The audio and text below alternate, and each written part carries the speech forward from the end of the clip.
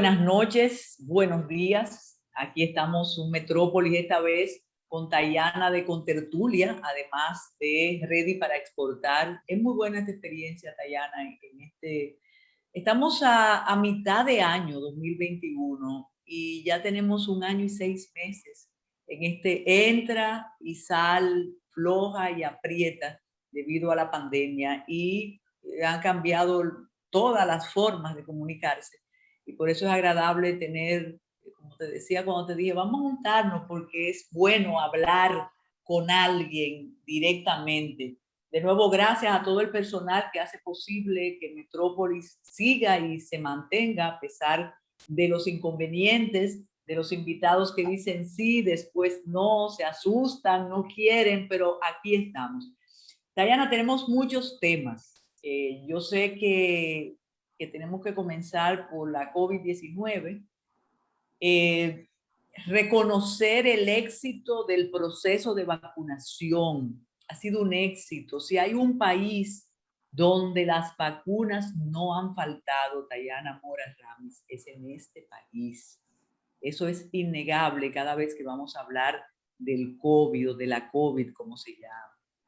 Pero es innegable que algo ha fallado, porque estamos viendo cómo están las unidades de cuidados intensivos, cómo están las emergencias, cómo cada vez más tú te enteras, yo me entero de más personas, y no queremos alarmar ni desanimar, ni mucho menos, personas que antes de las vacunas no sabíamos que se habían contagiado, y ahora sí. Yo quiero repetir para tranquilizarnos que lo que ocurrió es que cuando recibieron la primera dosis, dijeron, Tayana, vamos a tomar un trago, que ya estamos. Yo quiero pensar eso, Tayana.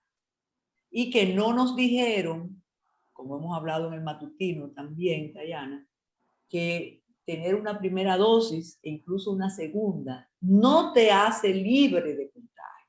Yo quiero pensar que ha sido eso, porque si no, podríamos caer en el desánimo ya cuando está de alguna manera confirmada que tenemos, yo creo que tenemos todas las variantes.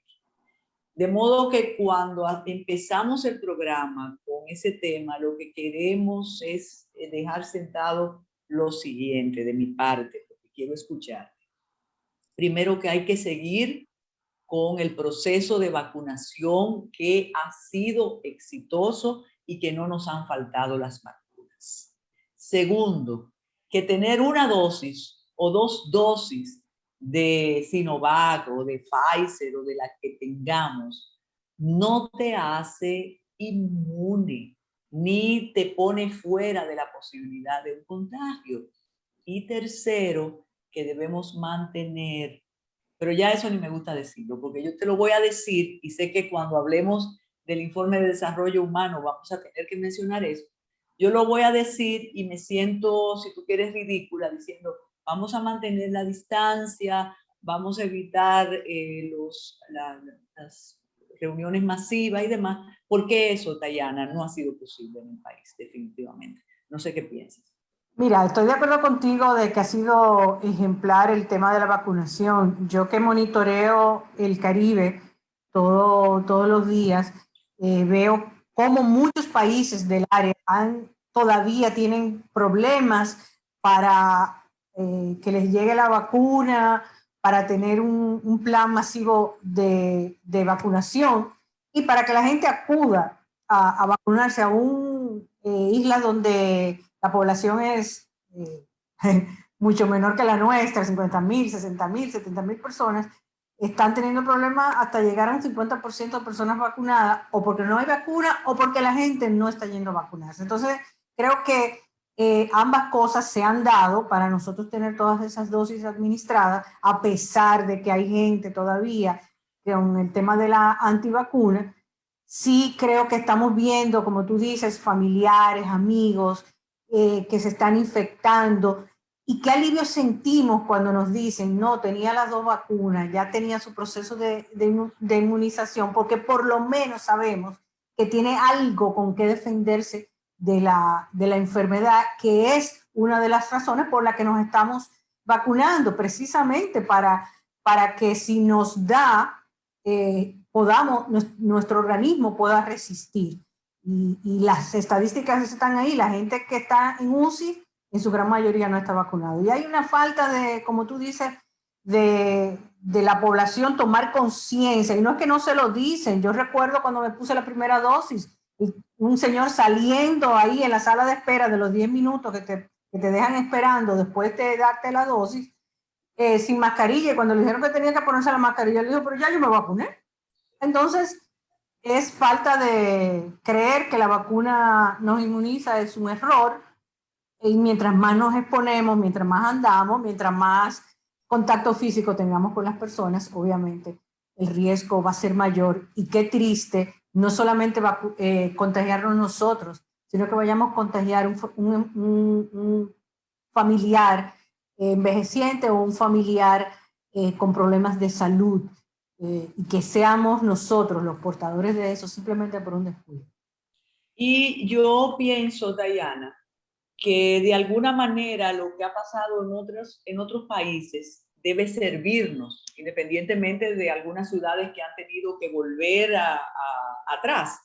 Pero lo que está pasando, qué sé yo, en la segunda ciudad dominicana, que es Nueva York, debe servirnos de espejo positivo, que en efecto, si cumples con rigor todos los requisitos de la vacunación y te cuidas después de tener las dosis que sea, entonces sí se puede lograr naturalmente, volviendo a una normalidad que jamás va a volver a ser la misma. De modo que yo pienso que esa es una exhortación obligada a vacunarse, que cada vez siento menos resistencia a la vacunación, Dayana. Al principio sí había un movimiento bastante fuerte antivacuna, pero ya no hay esa resistencia en la medida que hay muchos jóvenes que se están... No somos Transformers, toditos estamos vacunados y no nos hemos convertido en nada de todas las cosas que dicen que no íbamos a convertir. Exacto, ni estamos con magnetismo magnético. Bueno, eso yo creo que se ha ido diluyendo, pero sí debemos tratar de mantener las medidas. Eso ha sido, no me gusta ni siquiera decir fracaso, pero ha sido fallido. Y eso habla mucho de cómo somos, pero todavía no vamos ahí. Hay un detalle, un tema importante de pasada, y fue lo que ocurrió el jueves de madrugada en Miami, Dayana. Uno que tiene que ver noticias desde temprano por otro tipo de trabajo. Cuando yo vi el derrumbe de un multipisos en Miami, yo me quedé estremecida porque no se tenía noticia ni de atentado terrorista, ni de terremoto, ni de una explosión. ¿Qué ocurre con casos así? Primero porque la Florida es muy cerca de todos nosotros, no solo territorialmente, sino que hay muchas personas con nacionales que viven, que hacen negocios en la Florida. Hay desaparecidos, incluso ya se sabe algunas personas parientes del presidente de Paraguay. Ya hay una especie de inventario de víctimas, pero lo que sí se convierte en tema para nosotros es pensar cómo a veces creemos que las edificaciones no se deben vigilar, no se deben monitorear. Tú inviertes tu dinero en un apartamento y tú crees que ya es para toda la vida, y la asociación de vecinos, la junta de vecinos, la directiva se encarga de hacer sancocho, del 24 de diciembre celebrar, de saludarse, pero hay que vigilar las construcciones, los vicios de construcción. Y si pasa allá, imagínate lo que podría ocurrir aquí, Dayana. Entonces, son temas, son situaciones que sirven de advertencia, que son lamentables, porque reitero, ver las imágenes de ese derrumbe es de verdad estremecedor aquí. Sí, una de las noticias sobre eso decía que le tocaba una inspección, o sea que por lo menos en la ciudad de Miami había un proceso donde los edificios son revisados y son inspeccionados para que cumplan ciertos requisitos. Cuando leí eso, solamente como me llevé a la cabeza y pensé en nuestra situación, donde eso no existe. Aquí no tenemos los que construyen. Claro, tú necesitas los permisos para empezar la construcción, pero luego nadie me da un certificado cuando yo compro un apartamento que tenga todos esos requisitos. Uno lo asume y no importa qué tanto dinero te haya costado un apartamento, puede igual estar mal construido y no, y simplemente no lo sabemos.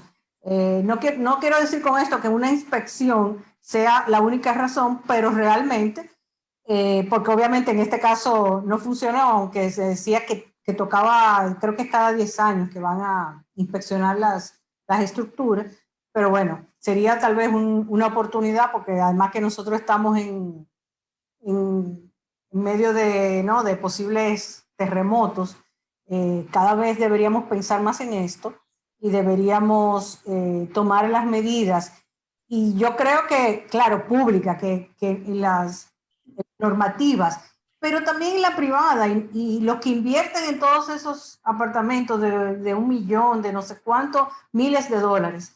No creo que tampoco están pidiendo eso, y ese es el verdadero lujo. Ese sí es el verdadero lujo, que tu torre pueda resistir un terremoto, que no se caiga con cualquier... Mira, traigo el tema por eso mismo, por razones de trabajo.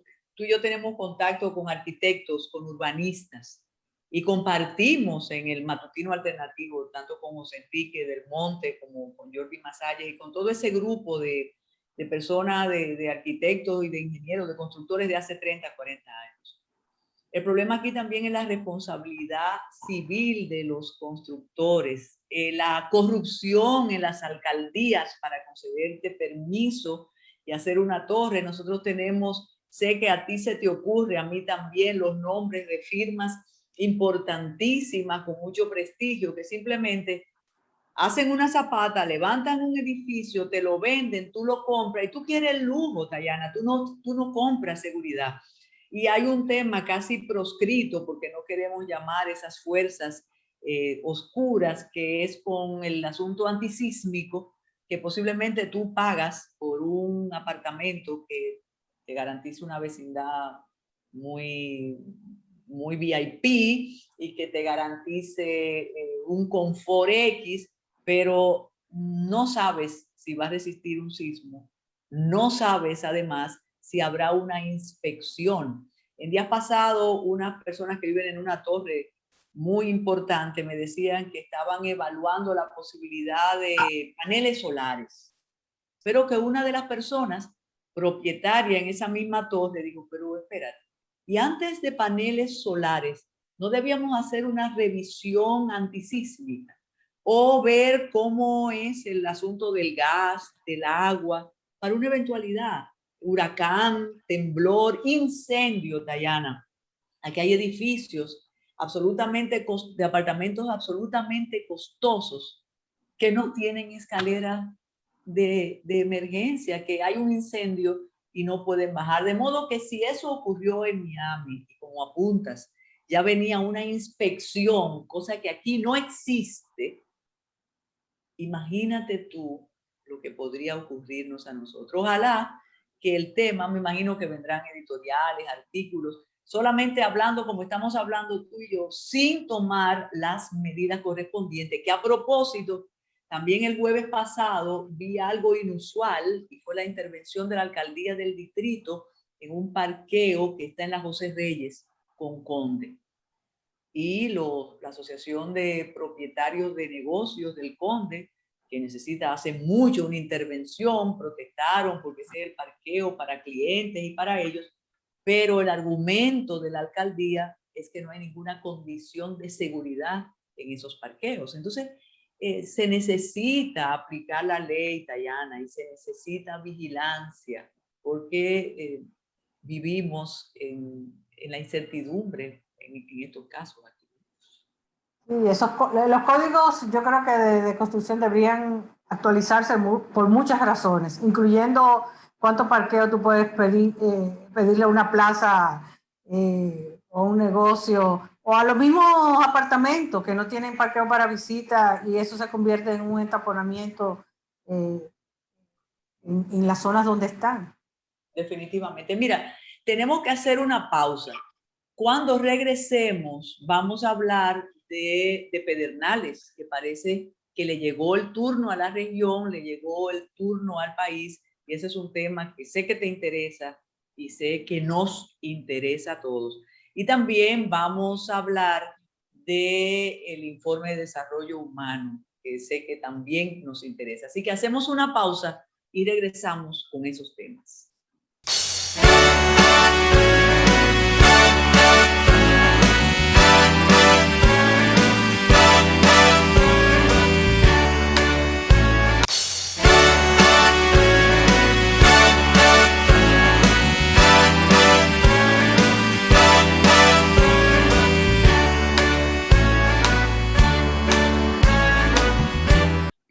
Bueno, Tayana, le llegó el turno a Pedernales. O creemos que le llegó el turno a Pedernales. Cuando vimos el montaje, y fue un montaje luego del decreto de austeridad, pero vimos que había un despliegue y después lo justificamos porque eso tiene que ver con alianza público-privada, de modo que hay recursos ahí que no afectarían la austeridad o el erario. Y la verdad que cuando hablamos de Pedernales, hablamos de Bahía de las Águilas, hablamos de uno de los espacios paradisíacos de esta isla. Hay una posibilidad de inversión multimillonaria con las cadenas más acreditadas del mundo hotelero, pero yo decir que tengo dudas, no, porque no tengo detalles, como hay unos detalles que posiblemente tú no tengas. Pero me llama la atención que el presidente de la República ha insistido que no habrá hoteles que afecten la ecología de la zona. Sin embargo, se le da la bienvenida a 10 cadenas hoteleras. Entonces, yo no tengo claro eso, Tayana, pero sé que para tu especialidad, para tu negocio, para tu forma de ganarte la vida y de expertise, que Pedernales desarrolle es algo absolutamente fundamental. Adelante. Bueno, claro, todos los que hemos disfrutado las bellezas y las carencias de Pedernales, pues sabemos que sí, que necesitaba atención para esa parte del país que tiene no solamente las bellezas, sino que tiene un ecosistema tanto de flora y de fauna únicos en la región. Y recuerdo una vez conocer a unos estudiantes universitarios norteamericanos que vinieron a hacer su tesis sobre los helechos del hoyo de Pelempito, porque decían que teníamos una cantidad tan grande de helechos que no se encontraban en otras partes del mundo. Entonces, estamos hablando de tesoros de la naturaleza que son importantes preservar. La duda no es la palabra, es temor. Yo creo que tenemos temor porque tenemos el mal sabor de todo lo que hemos tenido que luchar como país para que no depreden a Pedernales, para que esas bellezas de ese parque natural no, primero para que no la usurparan como se trató de hacer en gobiernos anteriores, y para que se preserve, ¿no? Sobre todo la flora y la fauna, la riqueza natural que hay en esa zona. Entonces, es un temor fundado, basado en la mala experiencia que hemos tenido como ciudadanos de este país. Yo creo que hemos visto lo que ha pasado en Higüey, hemos visto lo que se intentó hacer en La Romana, o sea que tenemos lo que se ha intentado con los haitíes, o sea, nosotros como país tenemos suficientes malas experiencias como para tener nuestras dudas. Ahora bien, las garantías que el presidente Abinader nos ha dado de palabra, entiendo que también tuvimos la semana pasada aquí a Elka Checker hablando de las alianzas público-privadas, donde se están poniendo controles de manera que la parte medioambiental también se cuide. Entonces, claro, con la mejor buenos deseos, queremos que se desarrolle Pedernales, porque además toda esa zona por ahí se va a desarrollar como pasó en el este, cuando cuando Bávaro Punta Cana se desarrolló, todos los alrededores ya está llegando, ¿no? A Miche, Sabana de la Mar y todas esas zonas. Entonces, sí, queremos que la frontera se desarrolle más en esa área, pero queremos sí que siempre se garanticen. Y siempre sabemos que las cadenas hoteleras, sobre todo las grandes tradicionales cadenas hoteleras, han sido depredadoras en muchas partes del mundo donde han estado. Entonces, yo quisiera un Pedernales como Galápagos, por ejemplo. Que claro, Galápagos sí está siendo explotada turísticamente, pero con muchísimas normas, de manera que se trate de preservar toda la biodiversidad que se encuentra ahí.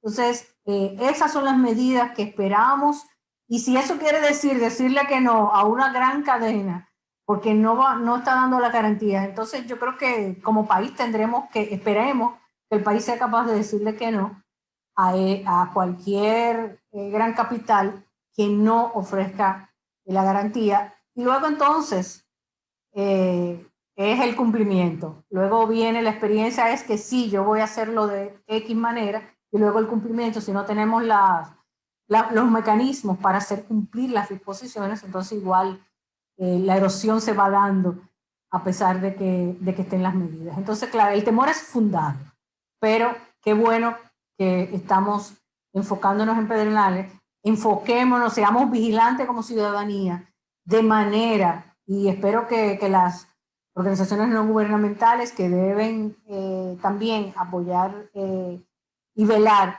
para que tengamos desarrollo sin atentar contra la biodiversidad que tenemos. Mira, mencionaste Pelempito y a veces cuando uno piensa solo en la playa, en el mar, en el sol, en la arena, pero esa riqueza que tiene la región es explotable, Tayana, explotable en el sentido positivo de cuidado, porque muchas personas quizás ignoren ese cambio de temperatura y de ecosistema que hay en esa región, desde el calor más impresionante y más agobiante hasta un microclima como es lo que tiene Pelempito, que dicho sea de paso, tiene un parque hace mucho tiempo ahí que espero que siga funcionando. Pero tú pones el ejemplo de Galápagos y yo te escuchaba y es como una persona que decida tener una alimentación sana. Y entonces desde afuera tú le dices, ¿cómo? Entonces tú no vas a comer nunca un bizcocho o tú no vas a comer nunca un pedacito de chicharrón. Y te dicen, no, pero yo voy a tener opciones si tomas la decisión. He dicho, o sea, de paso yo creo que se puede comer de todo y no hay problema. Entonces, Galápagos se explota y tú vas y disfrutas de lo que te ofrece Galápagos, respetando lo que está ahí, porque si no, no fueras. Entonces, respetando el entorno de Bahía de las Águilas y de toda la zona de Pedernales, se puede sacar el mayor provecho de esa región. Y te has atrevido a decir algo muy contundente, y es que existen unas cadenas hoteleras que sí son depredadoras y que no les importa sacrificar lo que sea y poner una torre, me imagino que con más cuidado que la torre de Miami que se cayó, y después explotan 20, 30 años y no importa que tengan un hoyo ahí. Y esa zona es mágica. Yo recuerdo en las memorias de Bernardo Vega, como él relata, cuando era un jovencito que vivía ahí porque estaba en la mina y como aquello eran franjas de tierra roja por la bauxita y que no había más nada. Entonces, como tú decías al principio, hemos tenido que pelear tanto a Pedernales, salvarla de tantas cosas de aquí y del otro lado, que ahora si llega la hora de Pedernales, deberíamos disfrutarla de verdad, cuidando todos los requisitos para que ganemos todos, porque de eso se trata. Así que enhorabuena a esta iniciativa pública privada, a la buena intención del presidente de la República. A veces su optimismo a veces luce cándido, pero qué bueno, porque necesitamos a Pedernales, sin lugar a dudas. Y a propósito de Pedernales, no podemos dejar de mirar un poquito para allá y sigue el conflicto en relación con la presa, el masacre. Y no sé si en tantos años de conocer los problemas que tenemos con Haití, que hemos tenido con Haití, tú todavía piensas que el diálogo es posible para buscar cualquier salida con las autoridades, no sé si decirte el gobierno haitiano, porque ahora hay un serio problema institucional, pero tú crees que todavía debemos hablar de posibilidad de entendimiento con Haití o no es posible? Bueno, primero, yo creo que no tenemos otra alternativa. Segundo, porque somos vecinos para bien y para mal y tenemos que enfrentar los temas de esa vecindad. Pero sí, yo creo que sí que es posible, a pesar de que sistemáticamente en los dos países hay políticos, instituciones que han vivido toda la vida de fomentar la rivalidad, el odio, la rencilla, independientemente de todos los problemas políticos que tiene Haití, que son muy complejos y que no son simplemente el gobierno de Moïse, sino que es más complejo de ahí.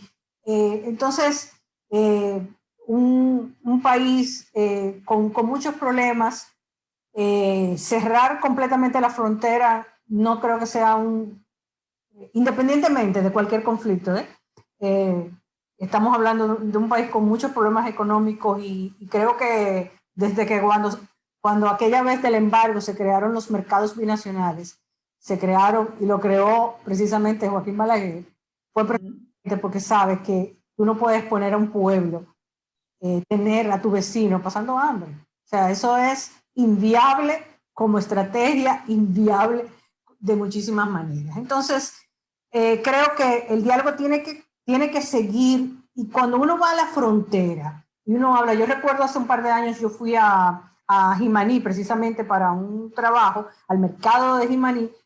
El alcalde de Jimaní me decía, no, yo hablo con el alcalde de Juana Méndez todos los días, yo lo tengo en mi WhatsApp, nosotros nos comunicamos y cuando hay un problema yo lo comunico. O sea, cuando uno va a la frontera y habla entre ellos, hay una relación porque ellos se tienen que ver todos los días. Y entonces, los pleitos de las capitales y de los medios son a veces diferentes a lo que está pasando en la frontera. Entonces, yo pienso que sí, que el diálogo es posible cuando tú lo ves así, cuando tú ves el desarrollo de Jimaní y el desarrollo de Juana Méndez en este tiempo, en estos años, tú dices, sí, es posible, que es caótico, que es difícil, que es, sí, todo lo que tú quieras, pero, pero es posible y además inevitable porque nosotros tenemos el diálogo tiene que seguir, o sea, ¿cuál es la otra alternativa? No vamos a pelear. No. Entonces, Mira, la semana pasada tenemos una contraparte en una situación muy difícil. en Metrópolis de la semana pasada compartimos el trabajo que hizo Benjamín Morales de Diario Libre en toda la frontera. Se llama Crónica de una verja anunciada.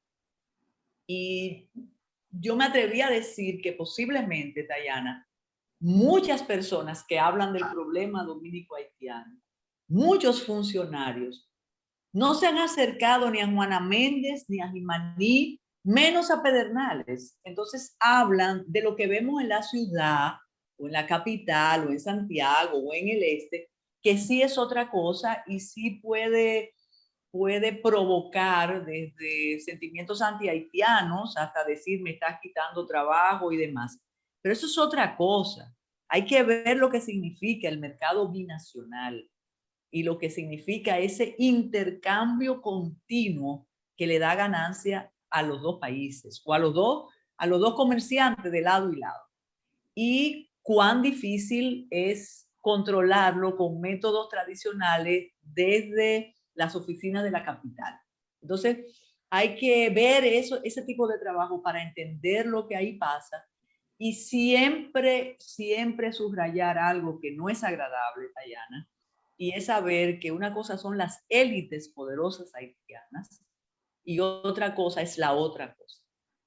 Al parecer con la cúpula es muy difícil llegar a acuerdos, pero sí se puede más abajo, porque lo otro es casi una batalla perdida, casi una batalla perdida. Incluso me comentaba alguien a propósito del desvío de lo que queda del masacre, que dicen que finalmente es un empresario que quiere agua para sus tierras. Entonces ahí se te caen las alas del corazón y tú dices, tanto que nos peleamos y tanto que hablamos, y fíjate lo que está pasando con una de las élites más impiadosas, como es la élite haitiana, y eso es así. Incluso ni vive por allá. Pero es lo que pasa y siempre hay que buscar un espacio para el entendimiento. Tenemos que hacer otra pausa, Tayana. Cuando regresemos vamos a hablar del informe de desarrollo humano del PNUD, que a mí realmente no me ha sorprendido, Tayana. Yo me imagino que tú también tendrás tus observaciones. Así que una pausa y regresamos con un aspecto del informe de desarrollo humano del PNUD.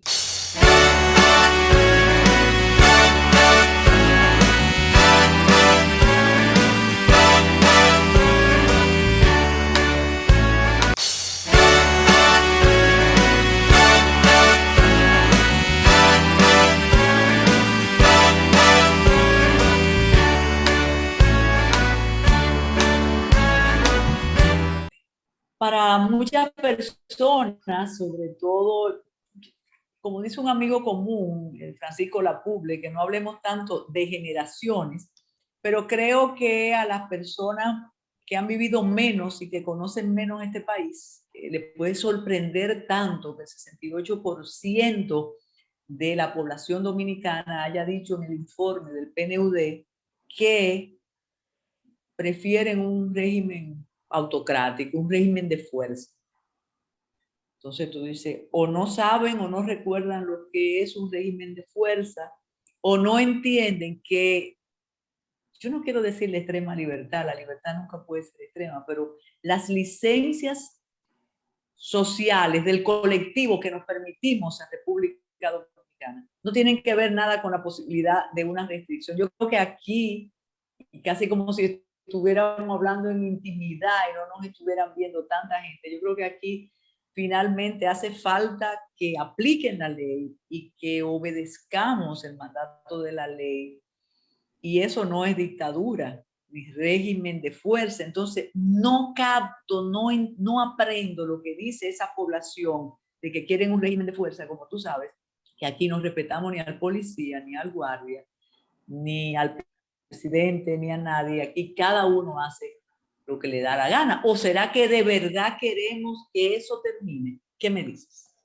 Bueno, yo creo que sí tenemos que hablar de generación porque, por ejemplo, yo soy de la generación que vivió los últimos años de los 12 años. Los 12 años de Balaguer, donde sí recuerdo que había cosas que te decían, no digas eso, que la gente miraba a los lados, que cuando mi papá compró el disco de Francisco Camaño, de Ramón Orlando, hubo que oírlo con volumen bajito y a escondidas, porque todo eso estaba prohibido, entonces, donde la Guardia Colorada, etcétera, etcétera. Entonces, esa parte, el que no vivió ni siquiera esa parte que ya era como el final de ese miedo, no, tal vez no entiende cuando hablan de dictaduras o de otro régimen que no sea el democrático.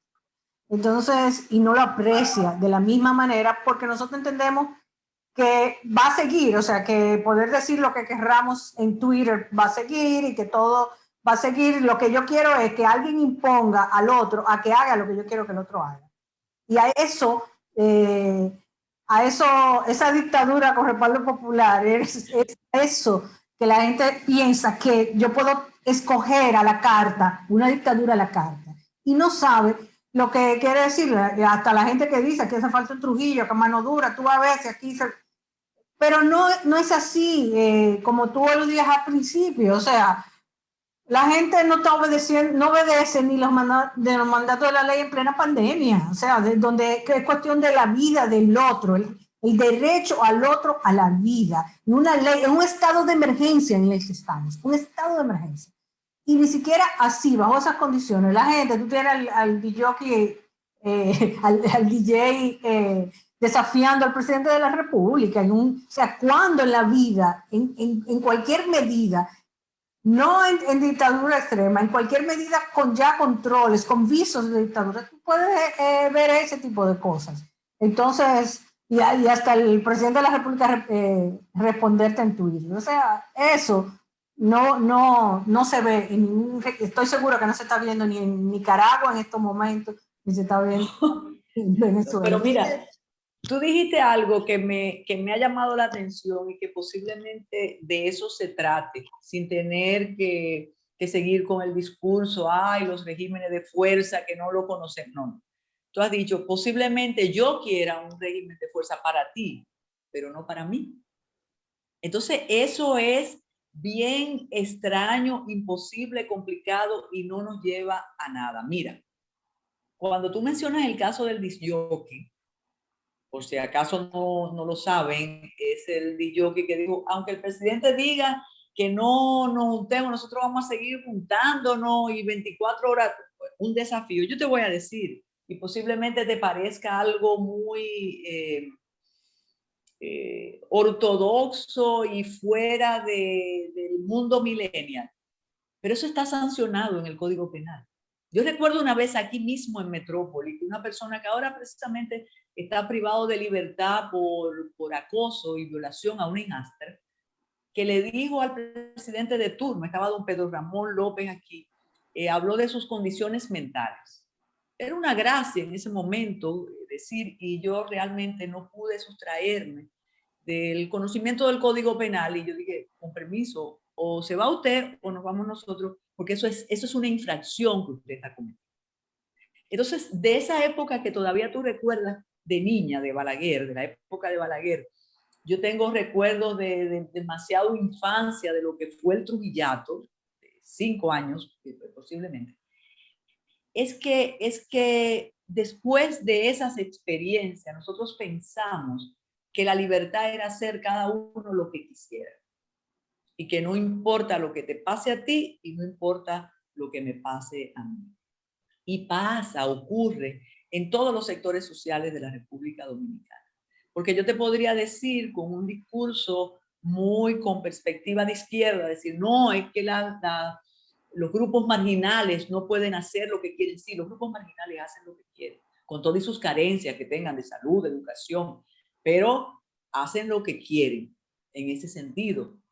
Tú me puedes decir, ah, bueno, no pueden viajar, no pueden hacer. Nosotros en los sectores medios también hacemos lo que quieren. Y si nos detiene un agente del Intran en un semáforo, yo lo voy a enfrentar. Pero voy a decir, no, pero espérate a mí. Entonces, cuando he oído a tantas personas alarmarse por ese 68%, aludiendo a lo que tú mencionas, Balaguer, Trujillo, es que no es por ahí que va la cosa, Tayana. Yo creo que es por lo que has dicho. Sí, yo quiero un régimen de fuerza para el vecino, para el que hace ruido todas las noches donde yo vivo y nadie le puede decir, mire joven, deje de hacer ruido que molesta al otro. Entonces, ¿qué podemos desear? Que no me diga que es un proceso de educación porque vamos a pelear con eso, Tayana. Que iniciar la aplicación de la ley y tener actores que se encarguen de eso, que sean creíbles y respetables, que no solo sea para los prevaricadores, para los que robaron al erario y se enriquecieron con los fondos tuyos y míos, sino a cada persona. No te niego, y me imagino que a ti te ha pasado, incluso con dominicanos y dominicanas que viven fuera, que cuando vieron ese número, 68% régimen de fuerza, dijeron, ¿qué? ¿Qué es lo que está pasando allá? Déjame recordarte, sé que te va a interesar, que hace unos años en la encuesta Endesa salió eso mismo. Y esa encuesta la trabajaron nada más y nada menos que Isis Duarte y la Molina Brea. Y cuando le preguntaron cuál era el ideal a la población encuestada, cuál era el ideal de jefe de Estado, Dijeron un padre de familia, el pater familia, el que me da órdenes. Entonces nosotros tenemos una mezcla. Alguien te puede decir que es que no sabemos lo que nos preguntaron, como aquella vez de izquierda y de derecha, pero la verdad que llama la atención ese 68%, pero necesitamos decodificarlo, Dayana, porque yo no lo creería como creo, como pienso que tampoco tú lo crees así. Entonces, esa es una variante. Y a propósito de orden, de decisiones, de cambio, yo no te quiero comprometer en el análisis, pero no quiero que lleguemos a Ready para exportar sin mencionar algo que considero que esta semana tuvo un punto que debía resolverse, y es el innecesario enfrentamiento público entre el inspector de la Procuraduría General de la República y la fiscal del distrito. Ahora que hablamos también de control mediático y demás.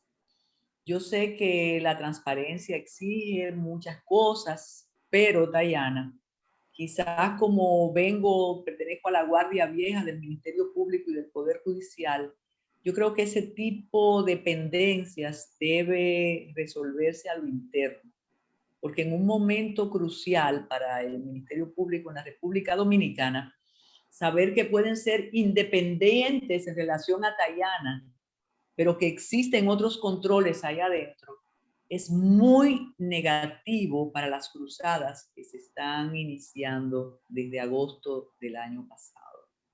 Por demás, el señor Medina, el inspector Medina, no me refiero a otros Medina, ya tiene fama de ser una especie de inquisidor y de ejercer sus funciones, pero dentro de su mismo órgano.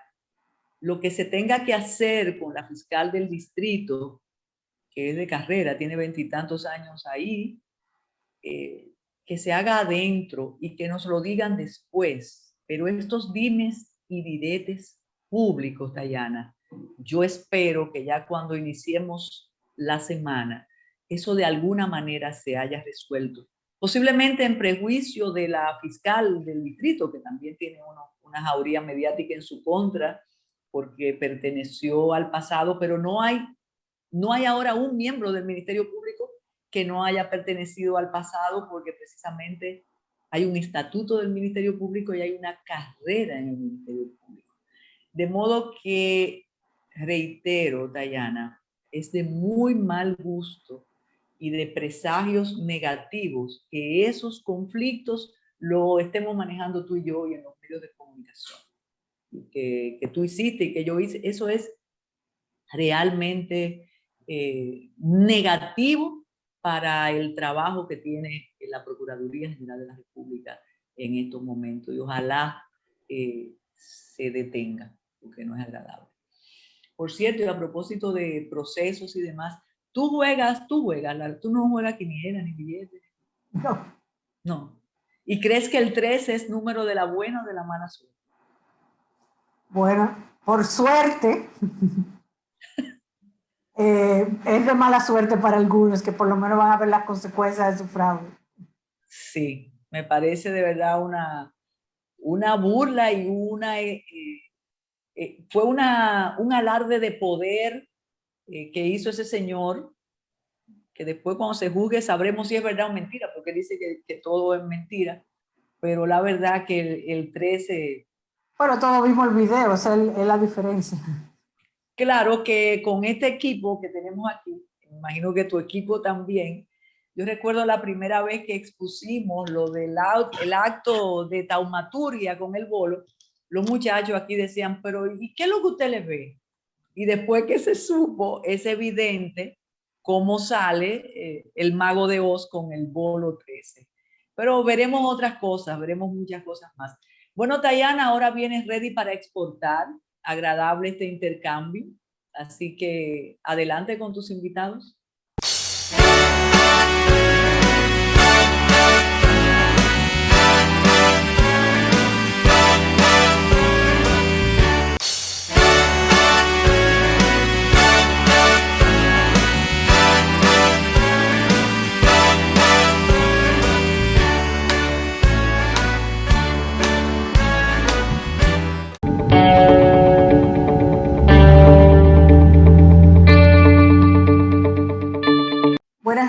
ready para exportar.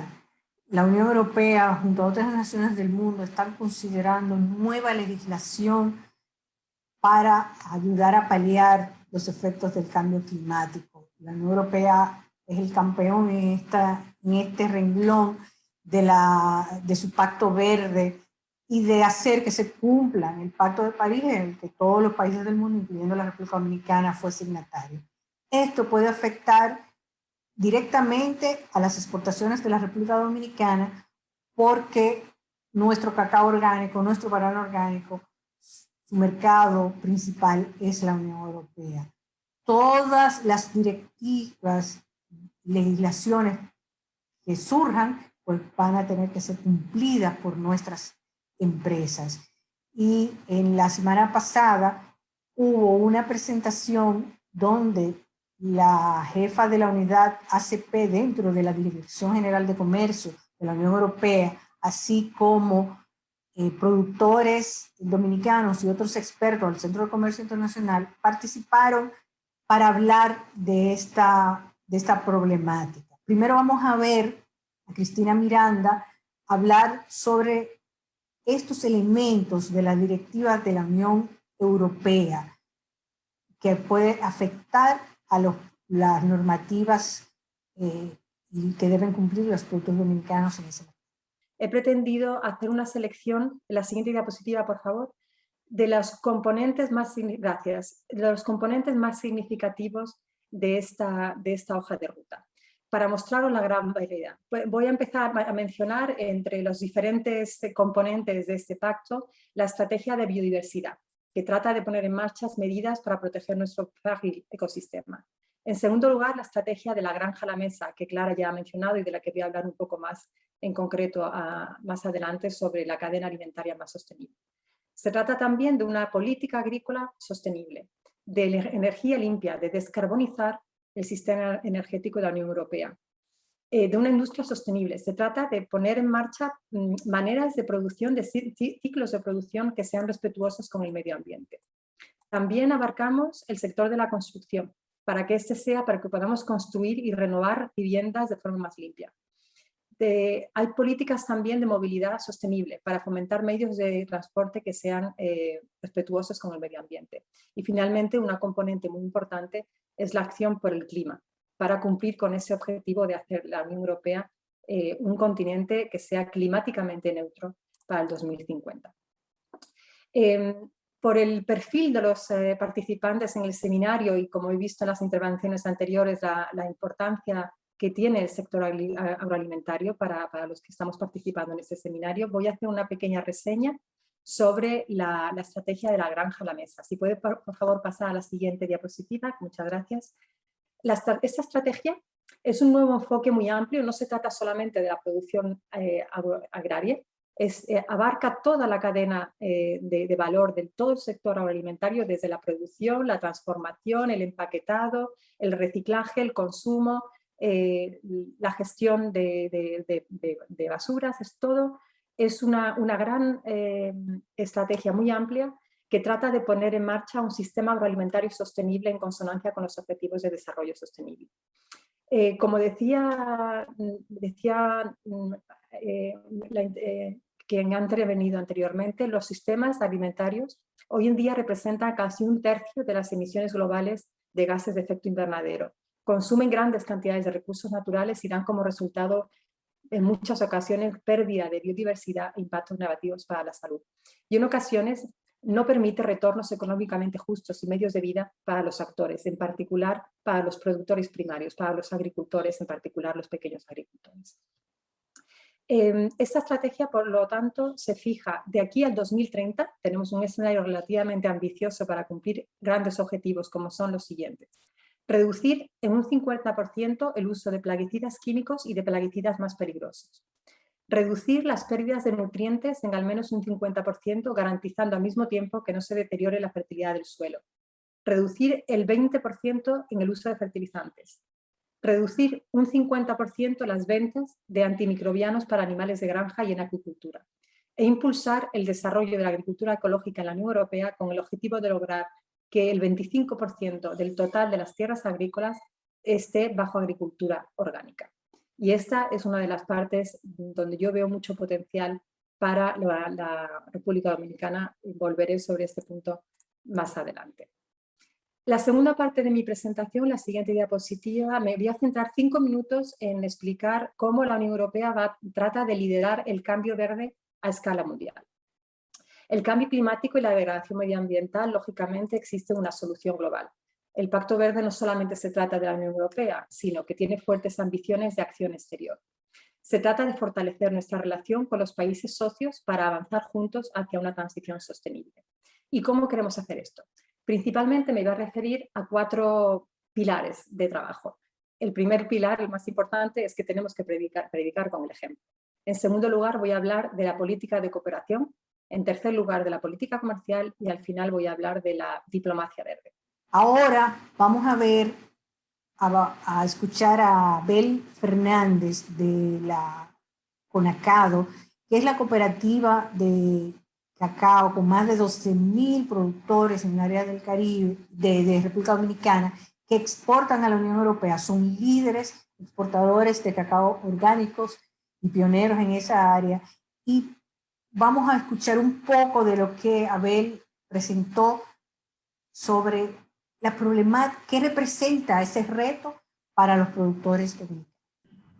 Básicamente, bueno, primero tengo que decir, si hacemos una retrospectiva, no sé, creo alrededor de 30 años atrás, estos no eran temas, no eran preocupación, no estaban ahí, no se veían como tal. De manera que algunas personas tal vez con más visión, más preocupadas, o tal vez por una conveniencia comercial particular, lo que fuera el caso, de cualquier manera, ya se animaban a enfocar estos temas y a comenzar. Y entonces esto podía llamarse, hay un montón de iniciativas que inclusive todavía siguen surgiendo que comienzan llamándose nichos de mercado. Eventualmente, y como es el objetivo de toda iniciativa en la vida y la del ser humano propio, nacemos y aspiramos a crecer. Y cuando crece, entonces viene la necesidad de regularse, de controlar. Y en este punto,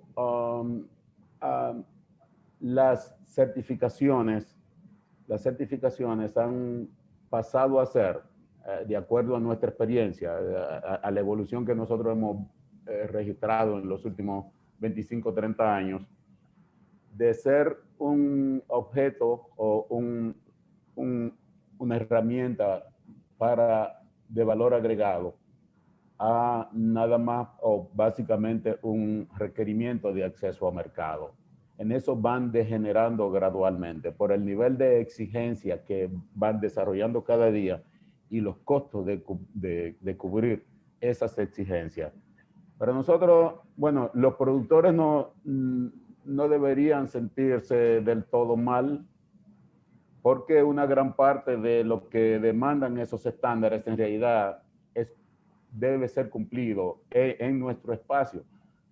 Temas como protección del medio ambiente, temas como la protección infantil, temas como la igualdad de género y un montón de otros temas no son para verificar su cumplimiento en un escritorio o en algún espacio en las grandes ciudades en Europa.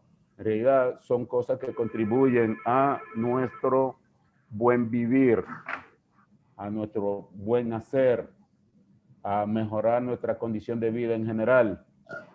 Sin embargo, de cualquier manera, cuando te lo van a imponer como una normativa, cuando te van a auditar en base a eso, tú necesitas el compromiso del ser humano, tú necesitas el compromiso de las personas.